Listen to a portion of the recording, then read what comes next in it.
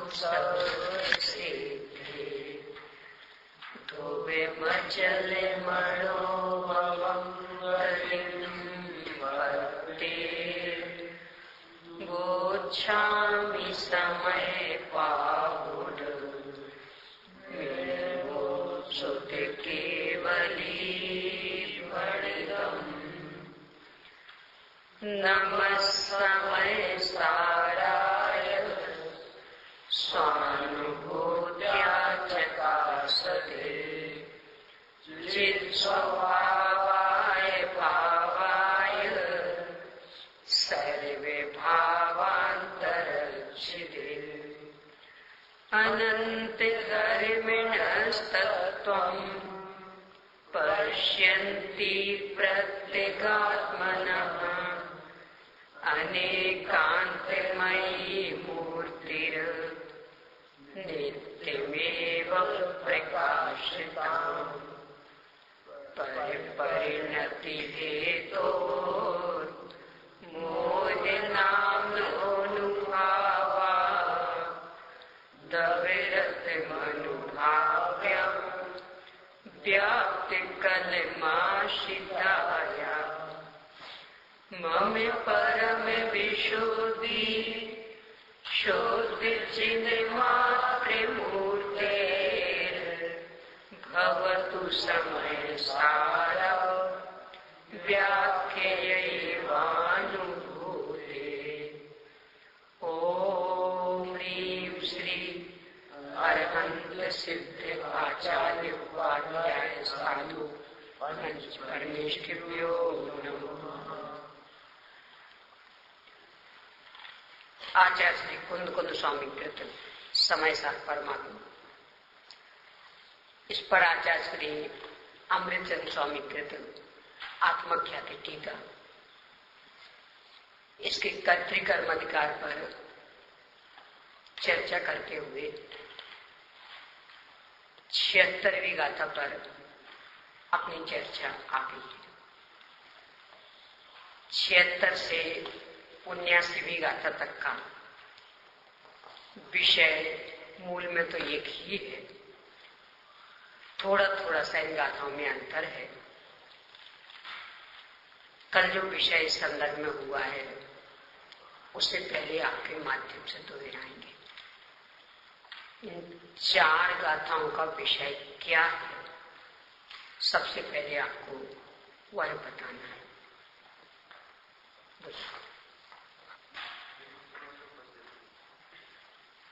बोलिए। तीसरी पंक्ति।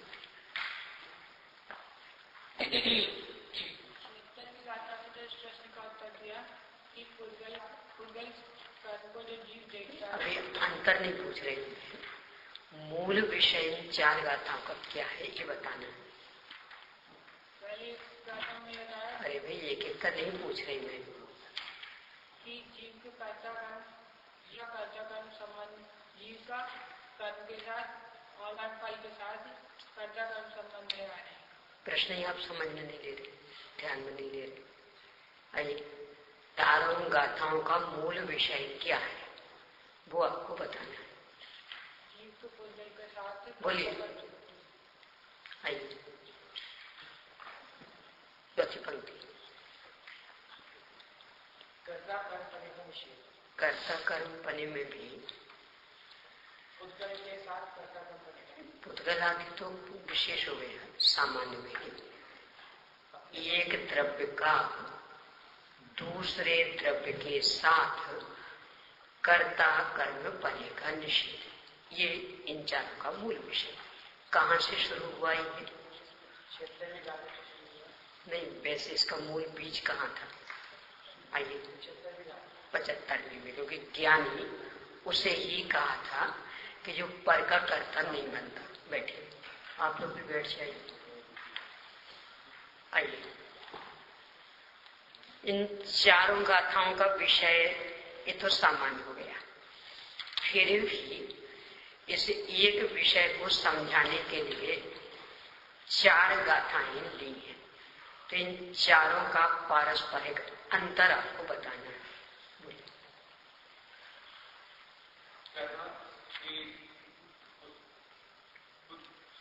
पुद्गल के बीच में सबसे पहले मतलब क्षेत्रवी गाथा में दिया कि जीव और पुद्गल के बीच में कर्ता कर्म संबंध है। पुद्गल बीच में एक शब्द और छूट गया है। और पुद्गल के परिणामों के बीच में कर्ता कर्म संबंध है। और छूट गया, मूल शब्द छूट गया है। और उसके पीछे इस तरफ पीछे सबसे पहले क्षेत्र में जाकर उसमें ये प्रश्न उठाता है को जानता है तो क्या उसका करता है व्यवस्था जीव पुद्गल को जानते हुए क्या उसका करता है।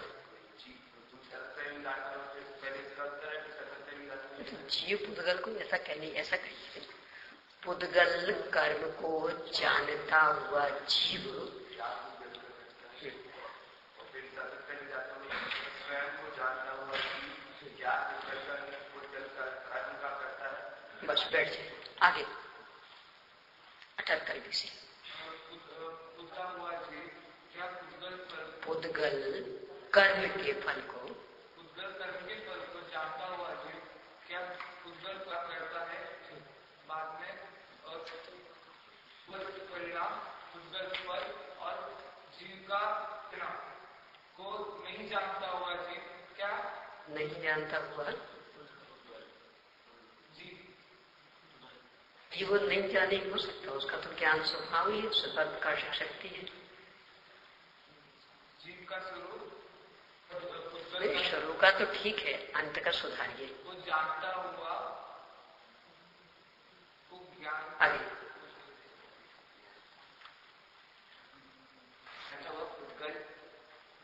पुद्गल जानता है, वो नहीं जानता। फिर से बोलिए पूरा। पुद्गल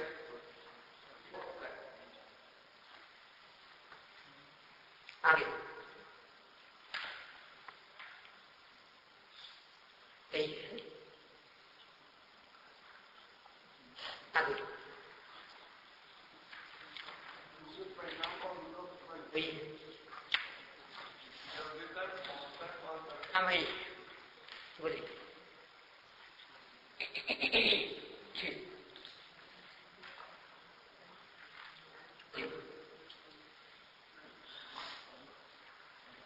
अपने परिणाम और अपने परिणाम के फल को नहीं जानता हुआ पुद्गल क्या जीव के साथ कर्ता कर्म बना है। ठीक है, ये बातें थी। चलिए बैठ जाइए सभी लोग। प्राप्त विकारी और निर्वर्त के आधार से आचार्य श्री ने परद्रव्य के अकर्तृत्व को स्पष्ट किया है। तो आपको सबसे पहले इनकी परिभाषा ही बतानी है। बोलिए चिन्मय जी, प्राप्त किसे कहते हैं? मतलब जिसे प्राप्त करने के मतलब जीव को उसको फिर से बोलिए, फिर से बोलिए जो अभी बोला है। मतलब जिसको प्राप्त अंदाजिया उत्तर है,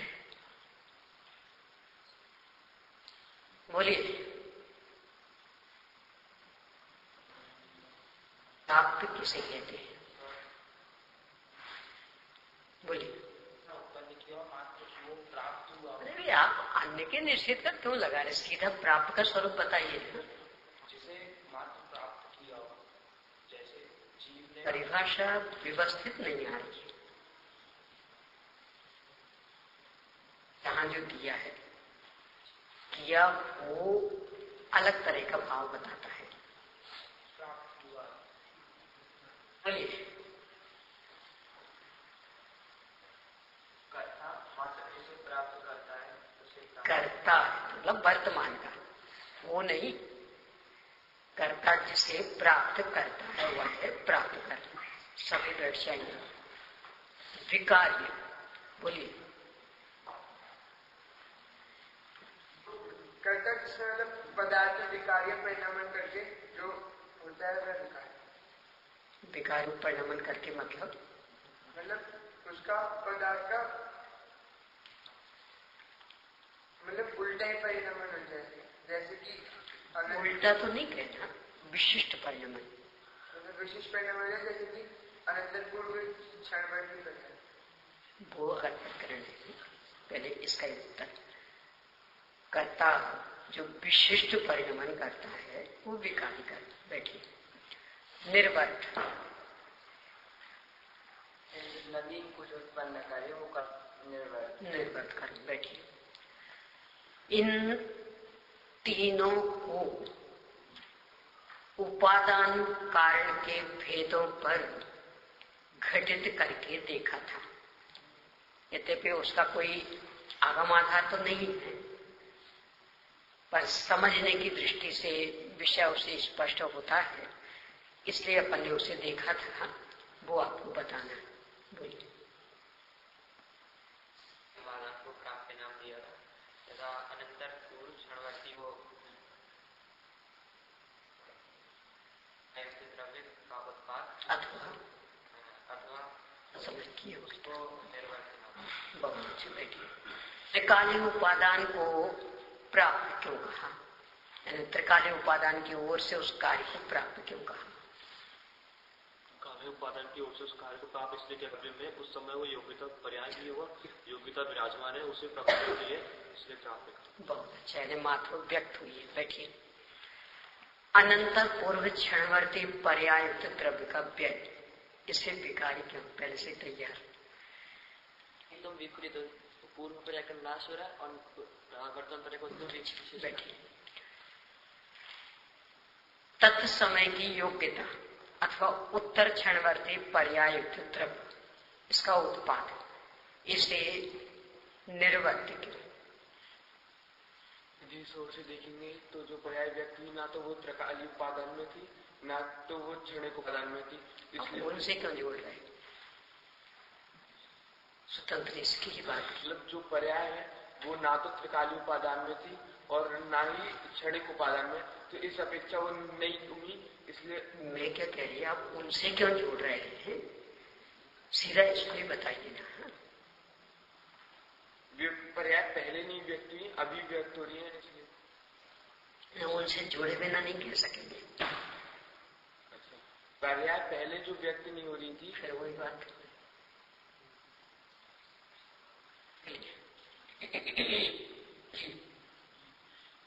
तो वह पर्याय नया परिणाम हो रहा है, पूर्णतया नया परिणाम है, इसलिए निर्वर्त। बस पहले से क्यों जोड़ना, जब पहले की चर्चा हो चुकी है अलग से। तो बैठिए, आप भी बैठिए। यहीं तक का विषय अपना हुआ था, आगे देखते हैं इसे। यहाँ तक कि मैं कुछ पूछना हो आपको तो पूछ सकते हैं। जो ये कार्य है उसमें यानी पदार्थ में रूपांतरण करके नई पर्याप्त होगी, तो रूपांतरण करेंगे तो नया कुछ उत्पन्न होगा, तो उसको निर्वर्त में ही ले लेंगे। यहाँ तो बैठिए, प्रश्न अच्छा है आपका। एक ही कार्य को तीन दृष्टि से देखा गया है, कार्य तीन नहीं है। एक ही कार्य को तीन दृष्टि से देखा जा रहा, तो किस दृष्टि से देखेंगे तो क्या नाम पाएगा? ये यहाँ जैसे एक बच्चा पैदा हुआ, उसको अलग अलग दृष्टि से देखा जा रहा, तो माँ कहती बेटा, दादी कहती पोता, नानी कहती दोहिता, मामा कहता भांजा। वो चार बच्चे थोड़ी हैं, बच्चा तो ये। ऐसे ही किसी भी द्रव्य का जो एक परिणमन, यहाँ उपयोग लगाइए, जो एक परिणमन, उसको अलग अलग दृष्टि से देखें। तो यदि त्रिकालीय उपादान की ओर से देखते हैं तो क्या नाम पाएगा? वह है कि प्राप्त। क्यों?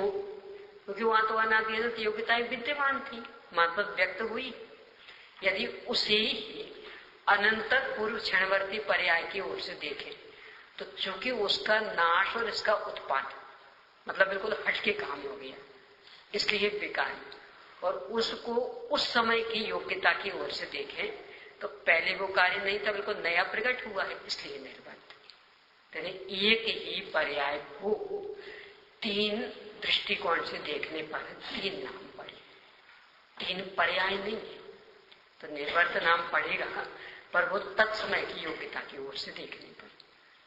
और जब अनंतर पूर्व क्षणवर्ती पर्यायुक्त द्रव्य के व्यय की ओर से देखेंगे तो चूंकि उसका तो व्यय हुआ है और ये उत्पाद हुआ तो एकदम अलग हटके काम हुआ, इसलिए बेकार हमें कल उपस्थित थे, कल थे कक्षा में थे नहीं थे कल, क्योंकि कल आप लोगों की अनुपस्थिति बहुत ज्यादा थी, थे कि नहीं थे?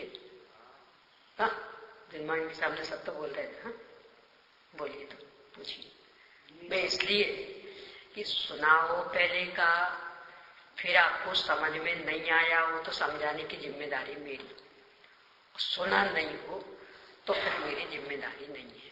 बोलिए। ये जो आपने त्रिकाली उपादान कारण आपके को घटाया और तत्समय की योग्यता पे निवृत्त को घटाया, पर इन दोनों को पलट दे तो भी तो सही बैठेगा। त्रिकाली उपादान कारण है, उसमें नवीन पर्याय उत्पन्न हुई है तो बोल सकते हैं। और त्रिकाली उपादान किसे कहते हैं? जो हमेशा विद्यमान है। अगला इतने नहीं है, सारी पर्यायों को पी के बैठा है, सारी पर्याय उसमें गर्भित है, मात्र अंतर पढ़ना है व्यक्त और अव्यक्त का। वो कहलाता वो त्रिकाली वस्तु। तो व्यक्त अव्यक्त का अंतर पड़ा तो व्यक्त मतलब उस प्राप्त हुई, प्रकट हुई है, थी तो पहले से ही योग्यता रूप में बैठे। और कुछ बोलिए। ये तत्समय की योग्यता वाली पर्याकालिक उपादान में नहीं आएगी। आप ये क्यों बोल रहे? तो एक ही पर्याय को अलग अलग दृष्टिकोण से देख रहे हैं, जैसे कोई अलग अलग तीन चीजें तो नहीं बैठी, यानी द्रव्य कोई अलग अलग तीन टुकड़ों में बटा हुआ है कि द्रव्य का ए अंश तो त्रिकाली उपादान और ए अंश अनंतर पूर्व क्षणवर्ती पर्यायुक्त द्रव्य वाला और ए अंश उत्तर क्षणवर्ती पर्यायुक्त द्रव्य वाला, ऐसा तो है नहीं। एक को ही तीन दृष्टियों से देखा गया, तो जब देखेंगे तो अलग अलग नाम पा जाएगा। वस्तु तो एक अखंड है, मूल वस्तु में कोई ऐसे भेद नहीं है कि उसका त्रिकाली उपादान है क्षणिक उपादान। हमें और कुछ चलिए आगे।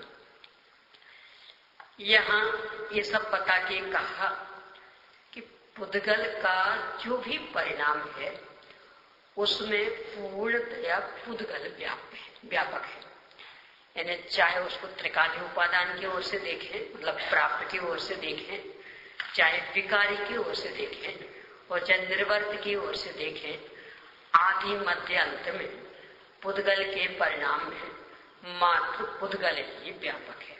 यहाँ तक अपनी चर्चा हुई थी।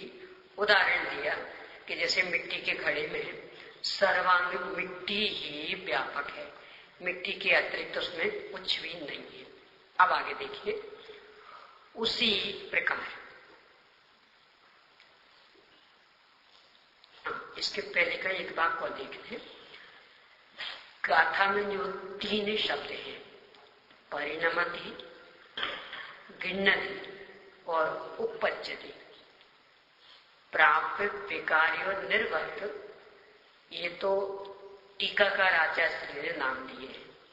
मूल ग्रंथकार ने परिणमति यानी परिणमन करता है, गिन्नति ग्रहण करता है और उपपज्यति उत्पन्न करता है, ये नाम दिए हैं।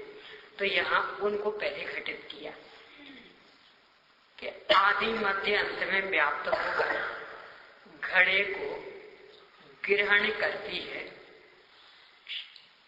क्रम क्यों बदला? इनका बदला है। गाथा में तो परिणमन पहले है, ग्रहण बाद में है, उत्पन्न उसके बाद में। पर टीका में ग्रहण पहले है, इसके बाद परिणमन और फिर इसके बाद उत्पन्न। वही हिंदी में भी क्रम है।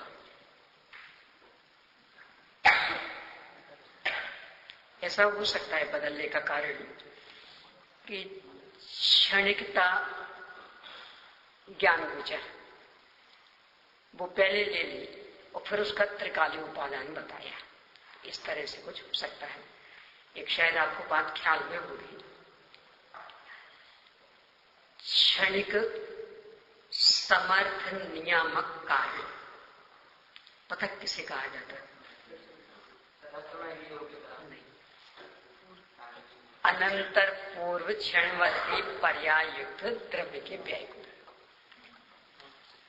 तत्समय की योग्यता वाला जो है ना, ये तो अपना निकाला हुआ। आचार्य कहते देखेंगे तो कहते वो तो कार्य है, तो उसमें कार्य कारण क्या घटित करना। तो ये तो जब कार्य को पूर्ण निरपेक्ष सिद्ध करना होगा तब वो तत्समय की योग्यता को कारण कह के, मतलब एक में ही दो भेद डाल के, यानी ये जो पर्याय प्रकट हुई तो ये इसका कारण और ये इसका कार्य। पर ये कोई तात्विक उत्तर नहीं है, वही कारण वही कार्य कैसे। तो तात्विक उत्तर क्या कि अनंतर पूर्व क्षणवर्ती पर्याय युक्त द्रव्य का व्यय ये कारण और उत्पाद ये कार्य, ये तात्विक उत्तर।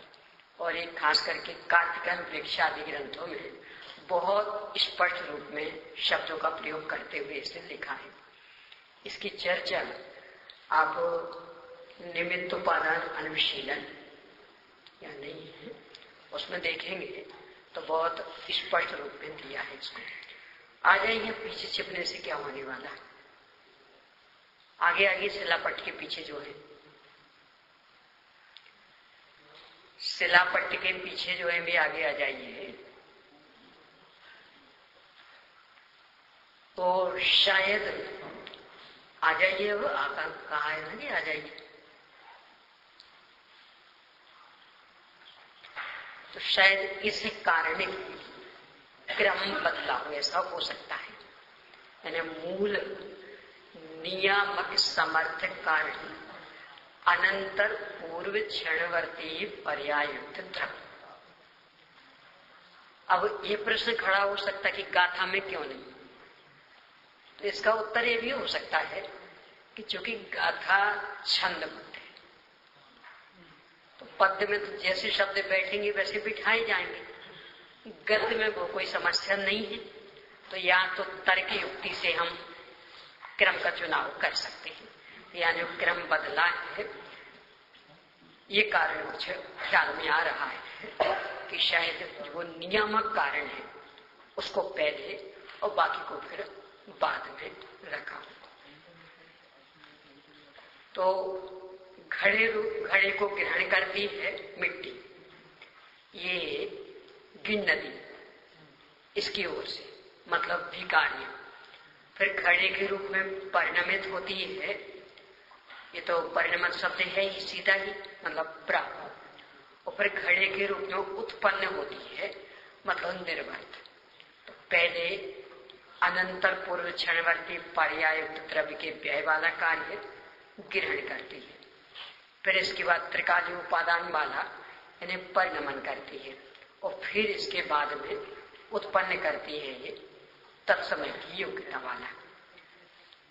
यहां तक एक प्रकरण हुआ। इससे सिद्ध ये किया, कहाँ है आपका उपयोग, क्यों टूटना पड़ रहा बार बार, कहीं वहां कहीं यहां, कक्षा कहाँ चल रही, तो सामने देखिए ना। एक उदाहरण हुआ, इससे सिद्ध ये किया है कि मिट्टी के अतिरिक्त घड़े को किसी ने भी नहीं बनाया, और ये तथ्य घड़े का कण कण बता रहा है। आदि मध्य अंत सब में व्यापक होकर के वो बता रहा है घड़ा कि मुझे मिट्टी ने बनाया, मिट्टी ने बनाया। तो वो ग्रहण भी किया है मिट्टी ने ही, उत्पन्न भी किया है मिट्टी ने ही, और परिणमित भी हुई है मिट्टी ही। यहां तक उदाहरण की चर्चा हुई। अब आगे देखिए, उसी प्रकार ज्ञानी स्वयं बाह्य स्थित, यानी बाहर में रहने वाले, इसके अंदर तो कुछ प्रवेश करने वाले पदार्थ है नहीं, पर द्रव्य के परिणाम में अंतर व्यापक होकर, अंतर व्यापक में ये तीनों यानी उपादान के सभी भेद, ये अंतर व्यापक। तो अंतर व्यापक होकर आदि मध्य अंत में व्याप्त होकर उसे ग्रहण नहीं करता, उसको परिणमित नहीं होता और उस रूप उत्पन्न नहीं होता। यानी पुद्गल तो उस रूप हो रहा था इन तीनों रूप ही, इसलिए पुद्गल तो उस पुद्गल कर्म का करता था, परंतु आत्मा इन तीनों रूप ही परिणमित नहीं होता है।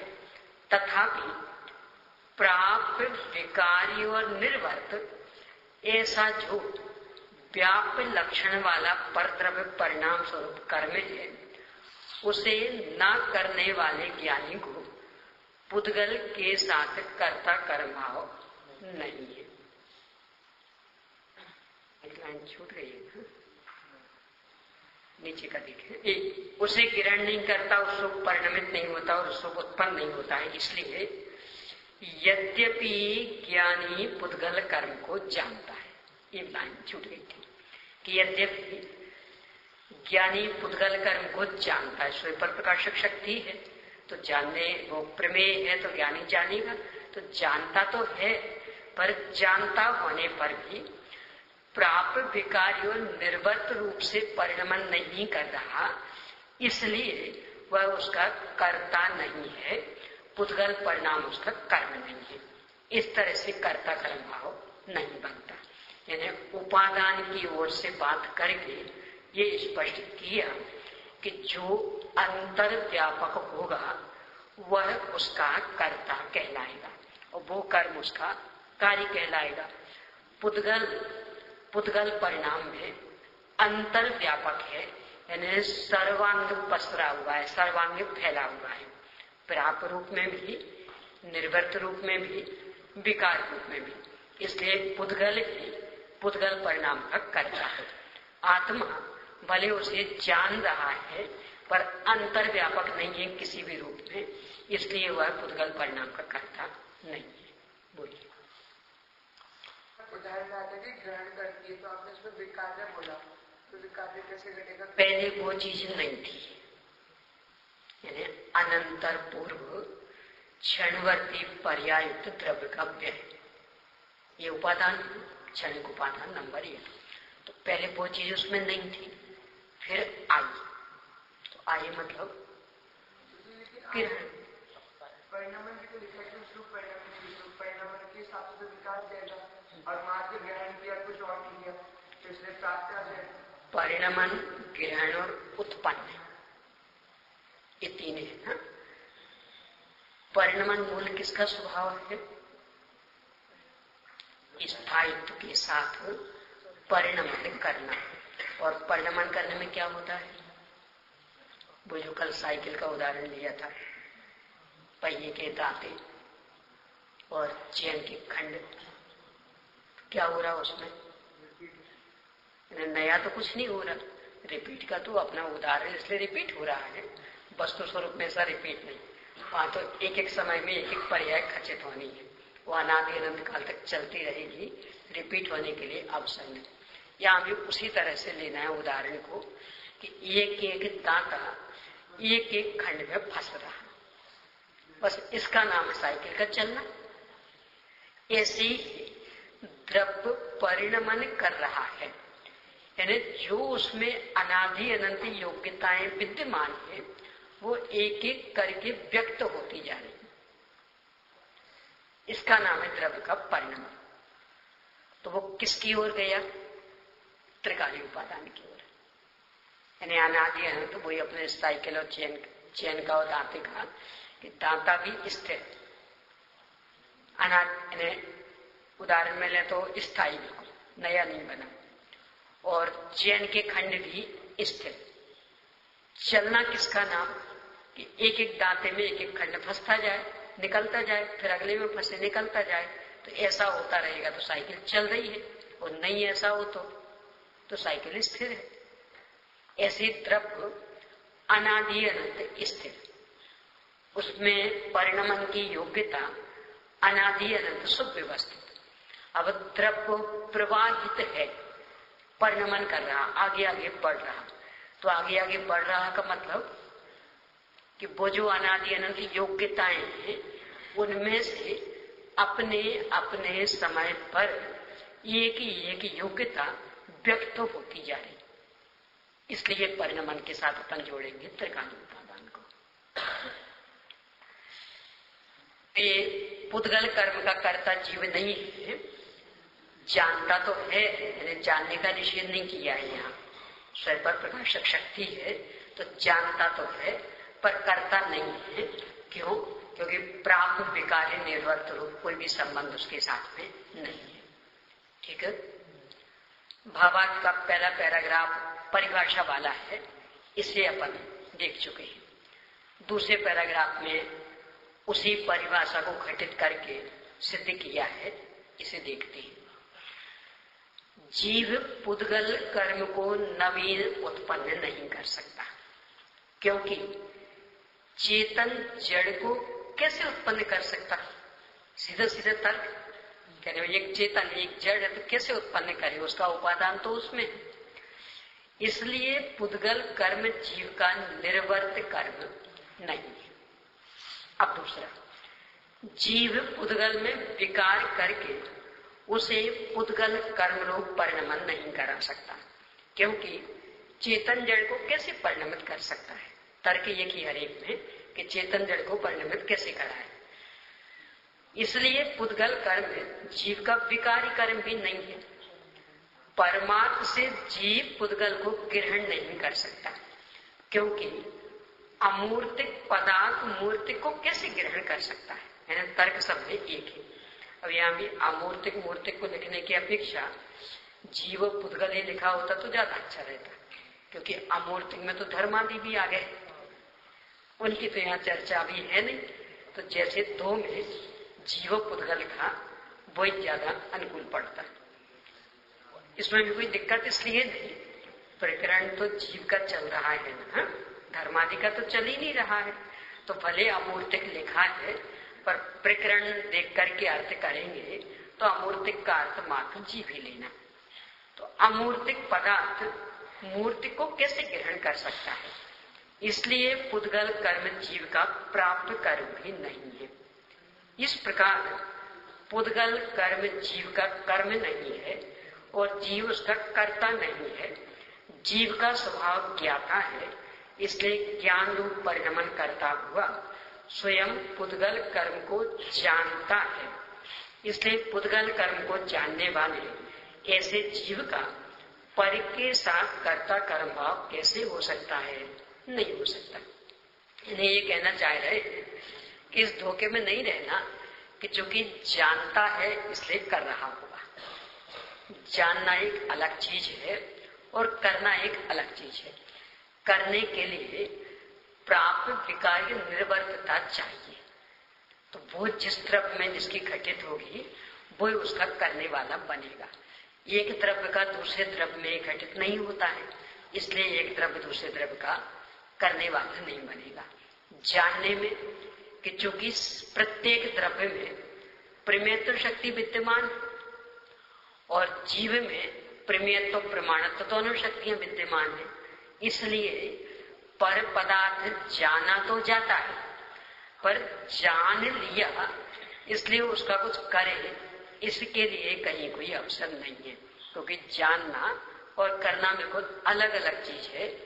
जानना स्वभाव है और सामने वाले पदार्थों का भी स्वभाव है जानने में आना।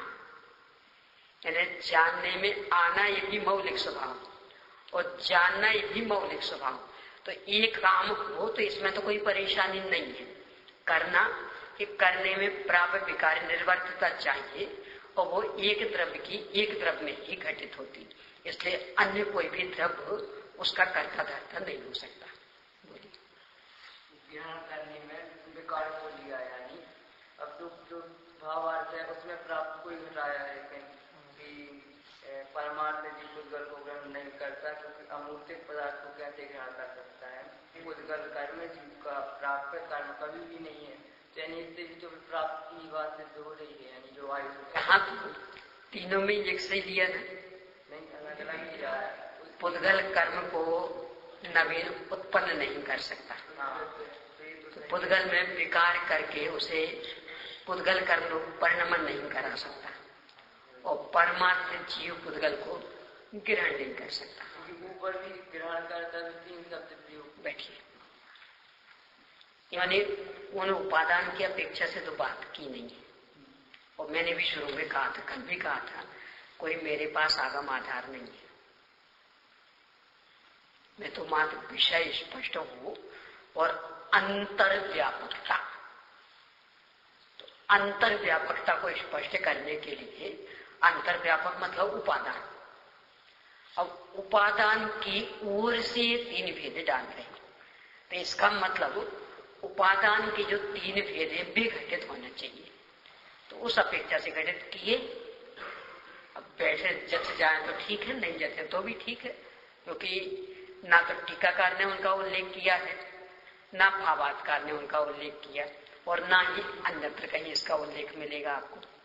तो बात झूठी भी सिद्ध हो जाए तो भी कोई दुख नहीं, क्योंकि मेरे विचार झूठा होगा, और जच जाए, प्रकरण समझ में आ जाए तो ठीक है, स्पष्टता हो जाएगी विषय में।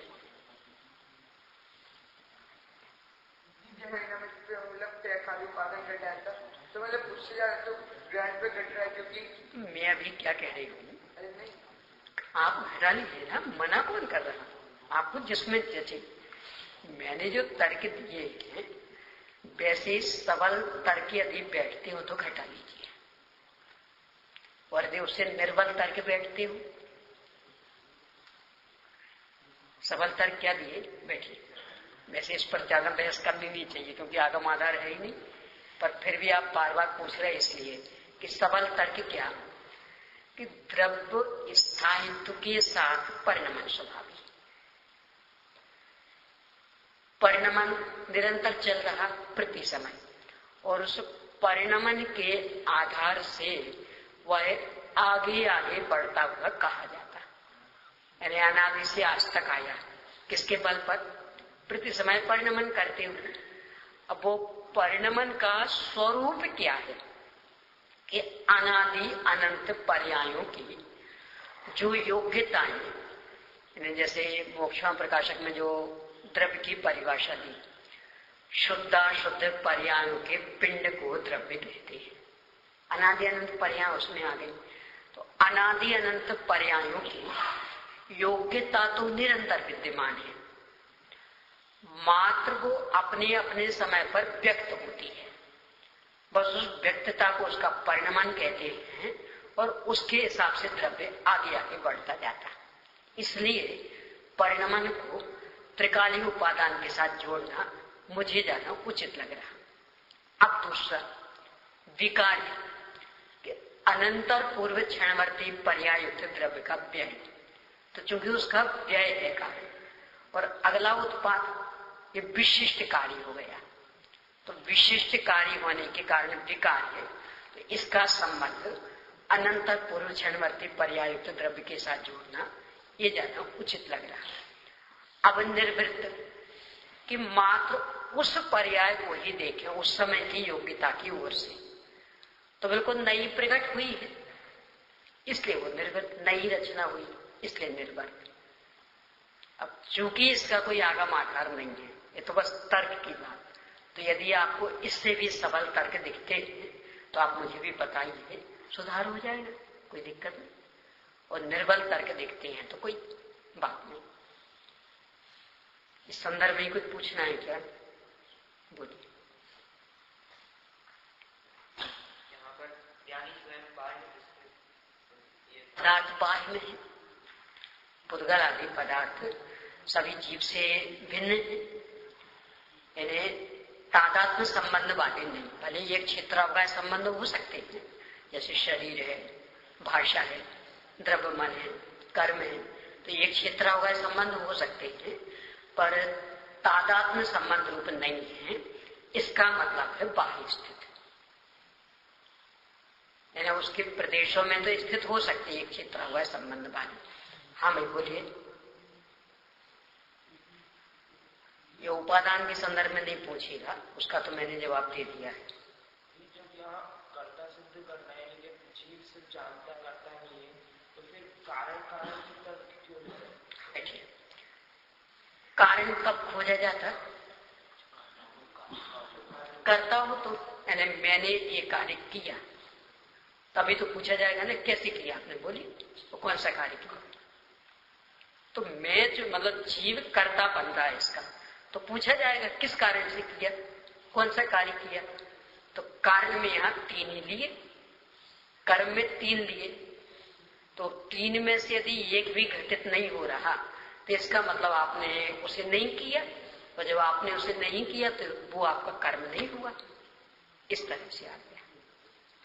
यानी कर्ता शब्द कहते साथ ही कर्म और कारण अपने आप खड़े हो गए। मैंने पढ़ाया, मैंने कक्षा ली, कहा तो इतना ही।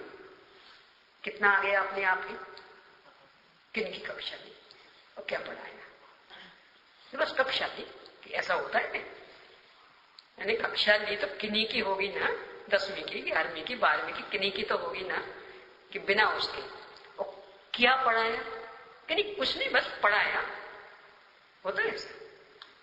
यानी पढ़ाया रूप कर्ता बनेंगे कि मैंने पढ़ाया, तो अपने आप ही कारण और कर्म का प्रश्न खड़ा हो जाएगा।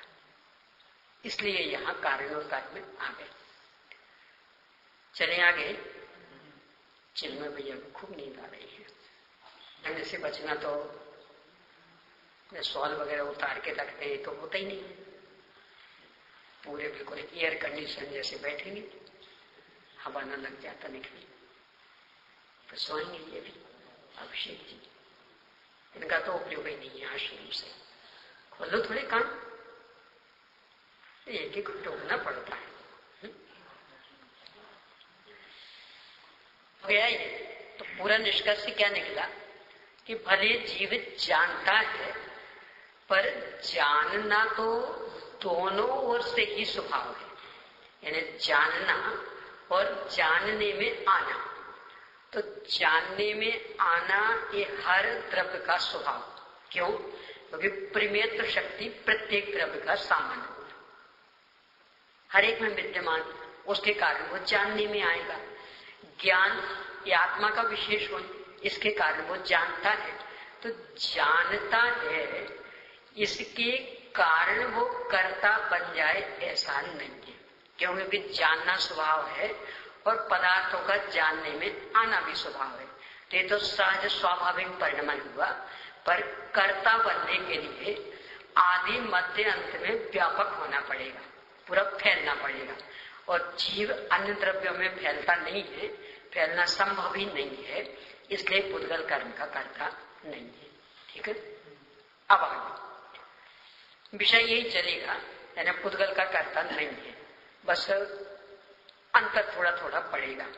तो पहले में ये था कि पुद्गल कर्म को जानता होगा, तो प्रकरण ये लेकर के निषेध कर दिया कि पुद्गल कर्म को जानता हुआ जीव पुद्गल कर्म का कर्ता नहीं है। अब दूसरा, अब प्रश्न करता है कि अपने परिणाम को जानने वाले ऐसे जीव को पुद्गल के साथ कर्ता कर्म भाव है या नहीं। पहले में पुद्गल परिणाम को जान रहा था, दूसरे में अपने परिणाम को। अब अपने परिणाम में क्या लेना? तो मूल में तो अपना परिणाम मतलब वो जानने वाला, ज्ञान रूप परिणाम। परंतु दूसरे भी अर्थ निकाले गए थे, जैसे स्वामी ने भी निकाला है। उन्होंने अपने अंदर होने वाले संकल्प निकाला, ये भी लिए। तो उन सबको जानता होगा, पुद्गल का कर्ता होता है कि नहीं, ये प्रश्न है। अपन भी दोनों रूपी देख सकते हैं।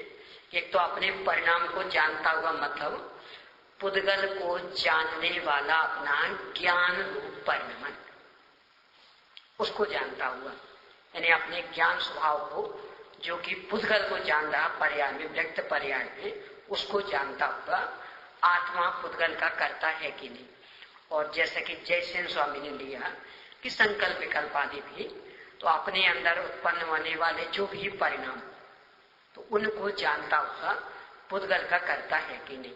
इसको पर ऐसा भी ले सकते जयसेन स्वामी के अनुसार कि मैं इसका कुछ करूं, पुद्गल के संदर्भ में कोई अपने अंदर एक भाव खड़ा हुआ कि मैं इसका ऐसा करूं, तो इसको जानता हुआ जीव पुद्गल के उस कार्य का करता है कि नहीं,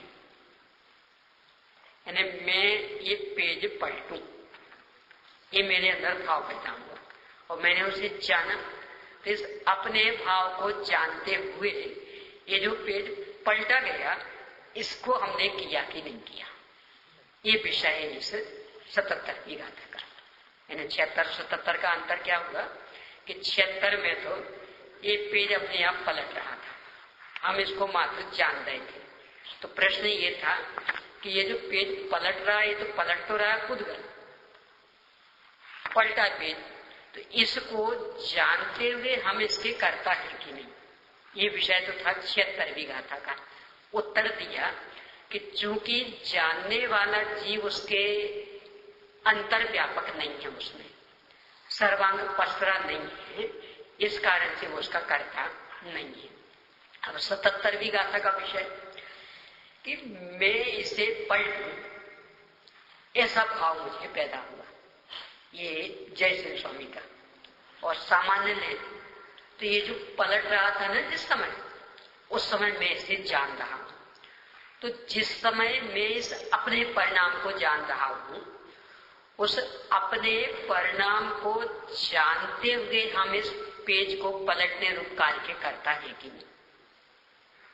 तो इसमें दोनों ले लेना, एक तो मात्र ज्ञान पर्याय को जानते हुए और एक उस संकल्प विकल्प को जानते हुए, यानी दोनों को ही आत्म परिणाम में लिया। तो ये करते हुए हम पुद्गल के करता है कि नहीं, ये 77वीं गाथा का विषय है। पढ़ते हैं गाथा। न विपरिणमति न किन्नति उपपज्यति न परतव्य पज्याये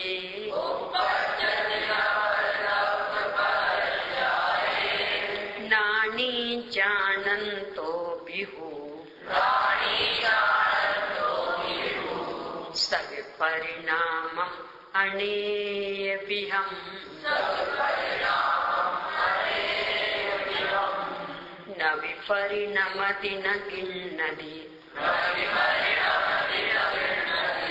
उपपज्यति न परतव्य पज्याये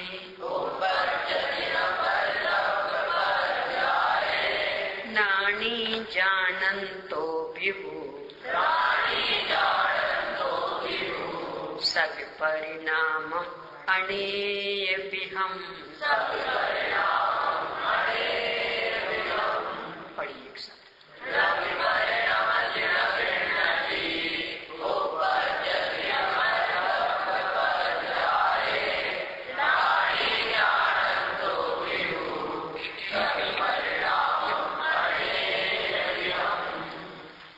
मात्र बस इसमें सग परिणामम और 76वीं में था पुद्गल का, बस इतना सा अंतर है। बाकी पूरी गाथा एक सी, यानी वहां अनेक प्रकार का पुद्गल कर्म और यहाँ अनेक प्रकार का स्वयं परिणाम। ये जो अणेय भी हम दिया, यानी अनेक प्रकार का, बस इसमें से जैसे स्वामी ने निकाला, ज्ञान तो अनेक प्रकार का नहीं है, यानी किसी एक पुद्गल कर्म को जान रहे होंगे तो एक रूप ही रहेगा, पर उससे संबंधित और परिणाम भी अनेक प्रकार के हो सकते। तो इसलिए उन्होंने संकल्प विकल्प सभी परिणामों को ले लिया अपने परिणामों में। पूरी की पूरी गाथा और टीका बस उतने से अंतर के अतिरिक्त एक सी है, तो कोई अलग से विश्लेषण के लिए भी ज्यादा अवसर नहीं है। पढ़ते हैं ऐसे ही।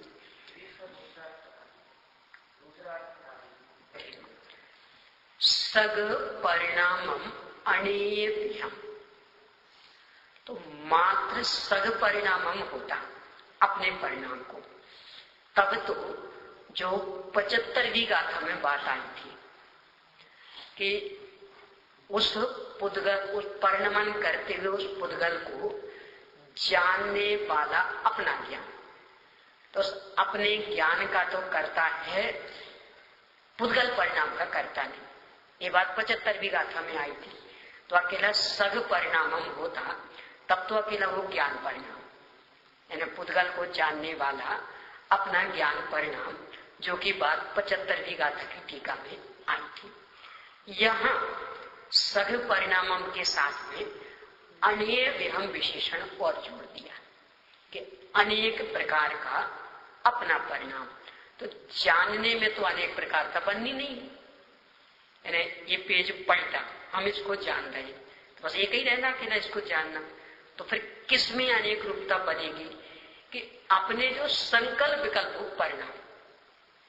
मैं पलटू, बस इतना ही पलटू, नहीं इतना नहीं इतना पलटू, नहीं इतना नहीं इतना पलटू, नहीं ऐसा पलटे तो अच्छा रहेगा, ऐसा पलटे तो बुरा। इसमें अनेक रूपता बन जाएगी। यानी जानने में तो अनेक रूपता नहीं बनेगी, मात्र जानना होगा, पर उससे संबंधी जो संकल्प विकल्प होंगे उनमें अनेक रूपता बन जाएगी। यहाँ मूल गाथा में भी अनेक हम विशेषण लगाए सक परिणामों का। इसके आधार से जैसे स्वामी ने अर्थ निकाला कि उससे संबंधित संकल्प विकल्प ले लेना, यानी पर पदार्थों को जानने वाला अपना परिणाम और पर पदार्थों संबंधी संकल्प विकल्प करने वाला अपना परिणाम। तो इसको जो आत्मा जान रहा है वह उस पुद्गल परिणाम का करता है कि नहीं, ये प्रश्न उठाया। उत्तर उसी शैली में दिया कि अंतर व्यापक नहीं है, प्राप्त विकार निर्वर्त नहीं है, इस कारण से इतना सब होते हुए भी पुद्गल परिणाम का कर्ता नहीं है। बिल्कुल शब्द सा एक जैसा ही, बस उतना सा अंतर पढ़ना है, पढ़ लेते, नया विषय कुछ भी नहीं है। यानी ना तर्क, ना नया तर्क, ना नया युक्ति, कुछ नहीं, बिल्कुल पूरा का पूरा वैसा का वैसा।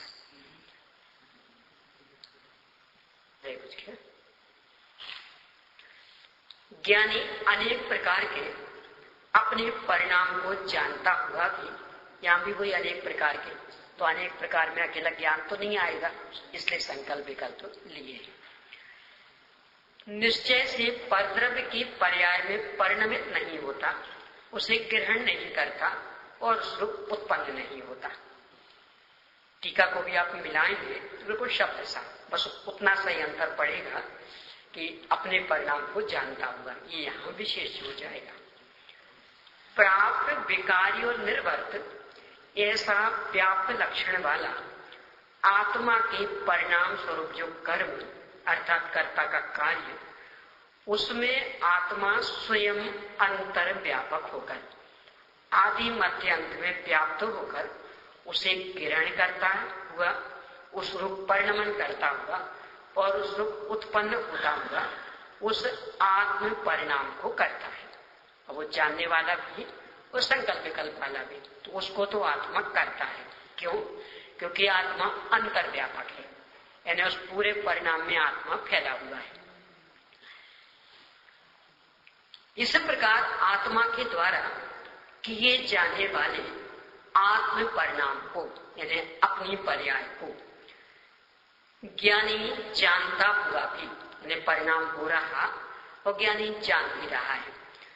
जैसे मिट्टी स्वयं घड़े में अंतर व्यापक होकर आदि मध्य अंत में व्याप्त होकर घड़े को ग्रहण करती है, घड़े के रूप में परिणमित होती है और घड़े के रूप में उत्पन्न होती है, उसी प्रकार ज्ञानी स्वयं बाह्य स्थित, बाह्य स्थित मतलब तादात्म्य संबंध से भिन्न, एक क्षेत्र होगा संबंध हो सकता है, अपने प्रदेशों में बिल्कुल बैठे हुए हो, पर अपना चतुष्टय नहीं है, इसका नाम बाह्य स्थित मतलब पर चतुष्टय वाली चीज।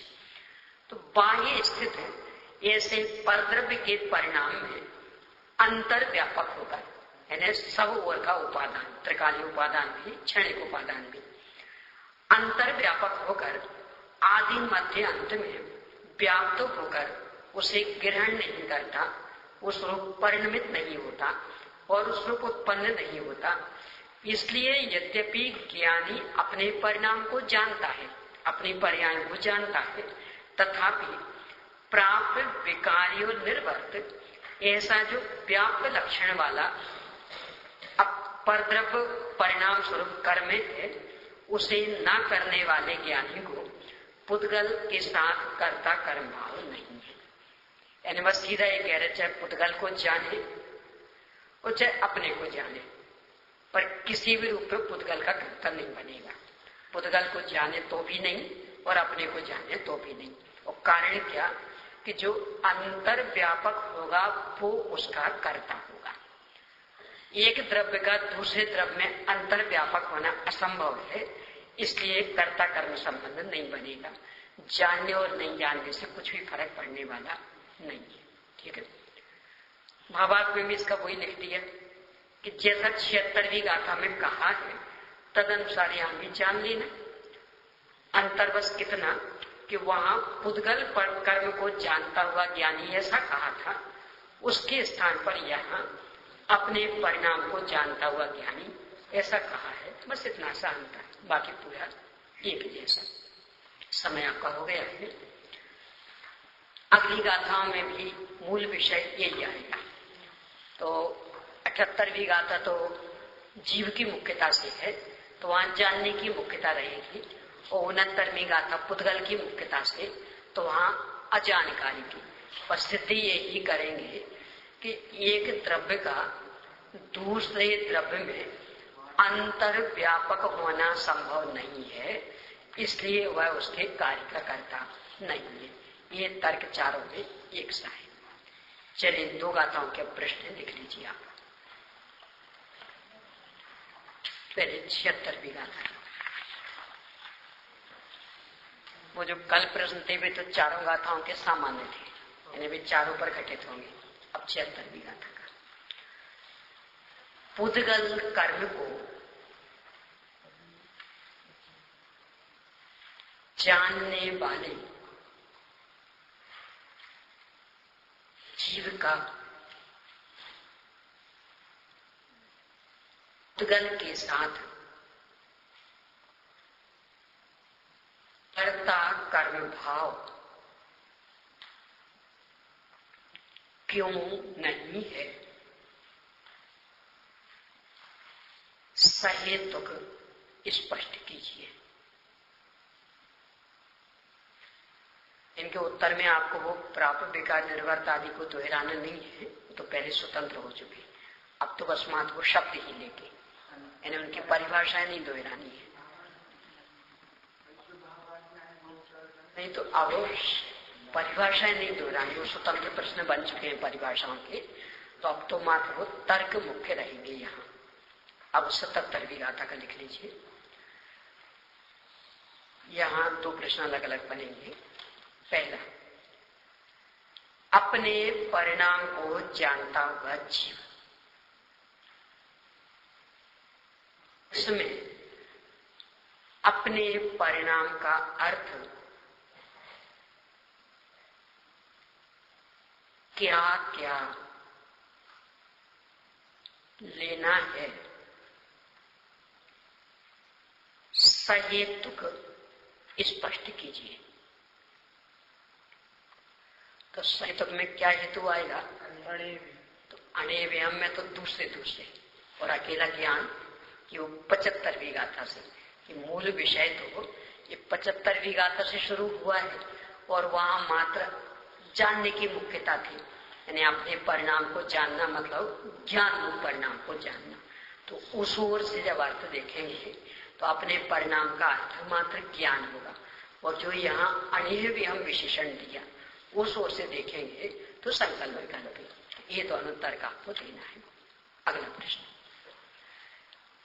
अपने परिणाम को जानते हुए जीव का पुद्गल के साथ कर्म मत जोड़िए, पुद्गल के साथ कर्ता कर्म संबंध तो नहीं है, सहेतुक स्पष्ट कीजिए। बस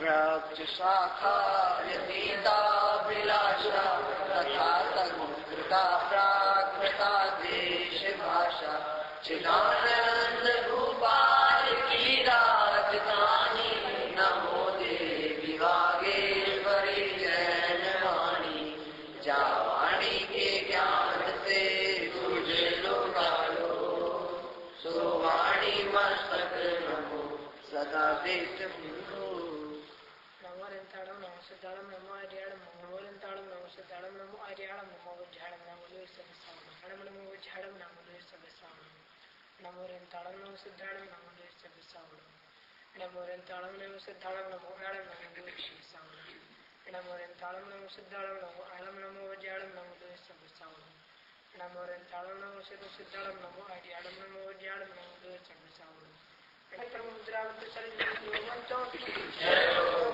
जनवाणी माता की पितरा की संतों की धन की स्वामी की सावधान